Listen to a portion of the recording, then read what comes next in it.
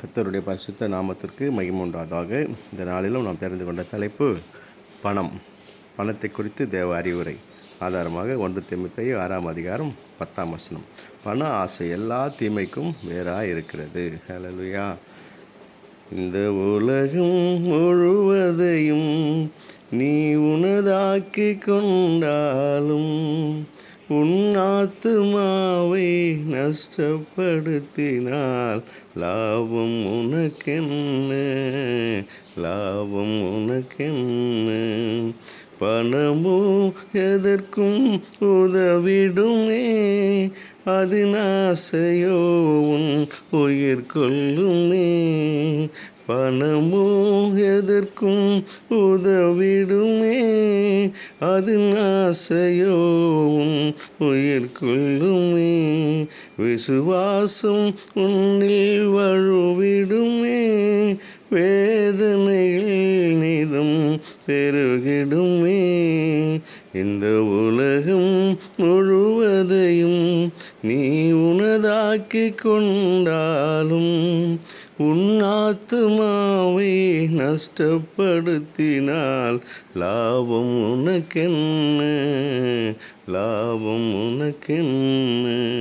ஹல்லேலூயா. இந்த நாட்களிலே மனிதன் பணத்திற்கு மிகவும் அலைந்து திரிந்து நாம் பார்க்கிறோம். எனக்கு அன்பான தேவனுடைய பிள்ளைகளே, பணம் தேவைதான், ஆனால் பணமே தேவையில்லை. இன்றைக்கு பணத்திற்காக அநேகர் பொய்களை சொல்லியும் எப்படியாவது அவள் பணத்தை சம்பாதிக்க வேணும்னு சொல்லி மற்றவர்களை ஏமாற்றி சம்பாதிக்கிறதை பார்க்கணும். ஆனால் கிறிஸ்துவர்களாக நாம் நியாயமான முறையிலே, நேர்மையான முறையிலே நாம் பணத்தை சம்பாதிக்கணும். நீதிகள் 11:24 சொல்கிறது, வாரி இறைத்தும் திருப்தி அடையார் உண்டு, அதிகமாய் பிசினத்தனம் பண்ணியும் வறுமை அடையாரும் உண்டு. 25 உதார குணமுள்ள ஆத்துமா செழிக்கும், எவன் தண்ணீர் பாய்ச்சிறானோ அவனுக்கு தண்ணீர் பாய்ச்சப்படும். ஹல்லேலூயா. தர்மையான நாட்களிலே யாரெல்லாம் ஆண்டவர்களுடைய சமூகத்திலே உண்மையாய் இது பணத்தை குறித்து உண்மையாய் வாழ்கிறார்களோ அவர்களை கர்த்தர் ஆசீர்வதிக்கிறார். நாம் கஞ்சத்தனம் பண்ணக்கூடாது.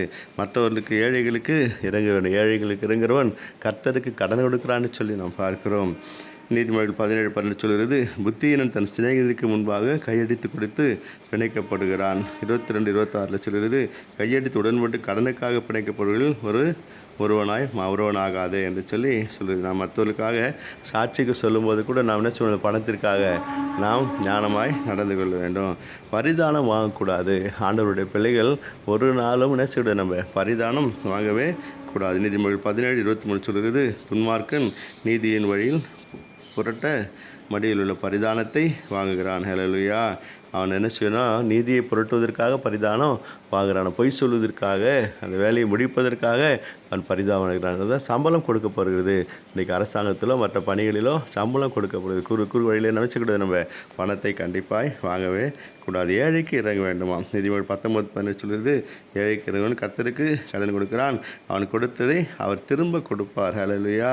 நீதிமொழி 21:13 சொல்கிறது, ஏழையின் கூக்குரலுக்கு தன் செவி அடைத்துக் கொள்கிறனும் தானும் சத்தமிட்டு கூப்பிடும்போது அவன் கேட்கப்பட மாட்டான். நாம் ஆண்டவரிடத்தில் நாம் கேட்கும்போது கர்த்தர் நம்முடைய சத்தத்தை கேட்க மாட்டாரா. ஏழைக்கு நம்ம இறங்க வேண்டுமா. கண்டிப்பாக ஏழையுடைய சத்தத்தை நம்ம கேட்டு அவர்களுக்கு யாரெல்லாம் உதவி செய்கிறார்களோ அப்பொழுது தான் கர்த்தர் நமக்கு உதவி செய்வார். நாம் கூப்பிடும்போது கர்த்தர் என்ன செய்வார், அவர் ஏழை கூப்பிட்டான், கர்த்தர் கேட்டு அவருடைய எல்லா இருக்கிறவங்களுக்கும் அவரை நீங்கராக்கி ரட்சித்தான்னு சங்கீதக்காரர் சொல்லப்படி இந்த நாம் கூப்பிடும்போது கர்த்தர் நம்முடைய சத்தத்துக்கு கண்டிப்பாக அவர் செவி கொடுப்பார். நாம் என்ன செய்யணுமா, ஞானமாய் சேர்த்து வைக்க வேண்டுமா. கர்த்தர் சொல்கிறாரு, நீதிமொழி 21:20 வேண்டிய திரவியமும் எண்ணெயும் ஞானமாவுடைய வாசஸ்தலத்திலே உண்டு, மூடனோ அதை செலவழித்து போடுகிறான். ஞானமாய் பணத்தை சேர்க்கிறானா.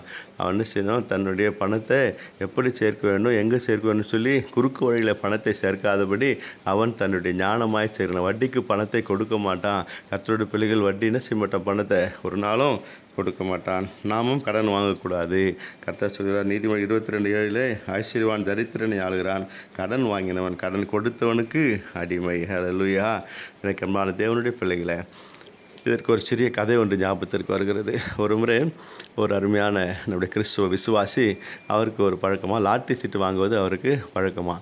அப்படி லாட்டரி சீட்டு வாங்கி அவர் எங்கேயாச்சும் வைப்பாராம், அது பைபிளில் எடுத்து போய் வைப்பாராம். ஏன்னா அப்போ தான் கர்த்தர் பணம் கொடுப்பாரு அப்படின்னு சொல்லி, இன்றைக்கி தவறான வழியில் பணத்தை வாங்கி சம்பாதித்து அநேகர் இன்றைக்கு அதிலே ஆண்டவருக்கு தசமமாக செலுத்துவதை பார்க்குறோம். அது ஆண்டவருக்கு பிரியமில்லாத காரியம். லாட்டரி சீட்டு வாங்கி அவர் வேத புத்தகத்தில் கர்த்தரின் ஆசீர்வாதமே ஐஸ்வர்யத்தை தரும், அதன் கூட வேதனையை கூட்ட மாட்டான் வசனத்தில் எடுத்து போய் அதை வைப்பாராம். இவர் வாங்கின லாட்டரி சீட்டுக்கு இது வரைக்கும் பணம் அடிச்சதில்லை. ஒரு நாள் இவர் வாங்கின லாட்டரி சீட்டுக்கு பணம் அடிச்சிச்சு. அவருக்கு இருதய வியாதி. அவர் ஒரு பெரிய ப்ரொவிஷன் ஸ்டோர் வச்சு நடத்திட்டு இருக்கார். அப்போது அந்த பணம் அவருக்கு விழுந்த விஷயத்தை அப்புறம் சொல்லணும். அவருக்கு அதிர்ச்சி தாங்காது, இருதய வியாதி அவருக்கு. சரி, இப்போது இந்த பணம் விழுந்த விஷயத்த அவருக்கு சொல்லணும், எப்படியாவது யாருக்கு சொல்கிறது அப்படின்னு சொல்லி, யார் அவர்கிட்ட போய் சொல்கிறதுன்னு சொல்லி யோசித்து என்ன செய்தாரெல்லாம், சரி பாஸ்டரை கூப்பிட்டு அவர்கிட்ட நம்ம சொன்னோம்னா அவர் இது எளிதாக அழகாக சுலபமாக அவர் அவர்கிட்ட சொல்லிடுவார் அப்படின்னு சொல்லி யோசித்து, ஐயா பாஸ்டர் ஐயா, இது மாதிரி அவருக்கு பணம் விழுந்திருக்கு லாட்டரி சீட்டில், அது எப்படியாவது அவருக்கு நீங்கள் தான் என்ன சொல்லணும், கொஞ்சம் தயவு செஞ்சு எடுத்து சொல்லி அதுக்கு நீங்கள் அவருக்கு அந்த விஷயத்த சொல்லணும் அப்படின்னு சொல்லி சொன்னபோது அவர் ஒத்துக்கொண்டு அவர் கடைக்கு போகிறார். போயிட்டு அவரை பார்க்குறாரு. உடனே பார்த்தோன்னே பாஸ்டர் பார்த்தோன்னா ரொம்ப சந்தோஷம். ஐயா வாங்க வாங்க, கடைக்கு உழுதுற வந்துட்டீங்கன்னு சொல்லி அவர் உட்கார வச்சு அவர் கூல் ட்ரிங்க்ஸ்லாம் வாங்கி கொடுத்து அவர் உபசரிச்சிருக்காரு. உடனே இவர் மல்லமாக பேச்சு எடுத்தார். ஐயா உங்களுக்கு பணம் கஷ்டம் எப்படி இருக்குது, பணம்லாம் இருக்கான்னு லாட்டரி சீட் வாங்குற பழக்கம் ஒன்று, ஐயோ இவருக்கு தெரிஞ்சிச்ச விஷயம் அப்படின்னு சொல்லிட்டு உடனே லேசாக ஆமாம் ஒத்துக்கிட்டார். உடனே இவர் கேட்டாரா, ஐயா லாட்டரி சீட்டில் உங்களுக்கு பணம் வந்துச்சுன்னா நீங்கள் என்ன செய்வீங்க ஐயா அப்படின்னு சொல்லி கேட்ட உடனே அவர் சொன்னார், ஐயா லாட்டரி சீட்டில் பணம் வந்துச்சுன்னா பாதி பணத்தை உங்களுக்கு நான் கொடுத்துட்றேன் அப்படின்னு சொன்ன உடனே பாஸ்டர் ஐயா மயக்கம் போட்டு வந்துட்டாராம். ஹல்லேலூயா. பாருங்கள், இன்றைக்கி பண ஆசை எல்லாருக்கும் வேறாக இருக்குது. இவர் புத்தி சொல்ல போனவர், விஷயத்தை சொல்ல போனவர் பின்னாயிட்டார். பணம் இவருக்கு ஆசை உடனே இவர் மயக்கம் போட்டு விழுந்துட்டார். அப்போது பண ஆசை எல்லா தீமைக்கும் வேறாக இருக்குது. சில இதை சொல்லாத வருவ குத்தி தங்களை தாங்களே கெடுத்து கொள்ளான்னு வசனம் சொல்லி பாருங்கள்.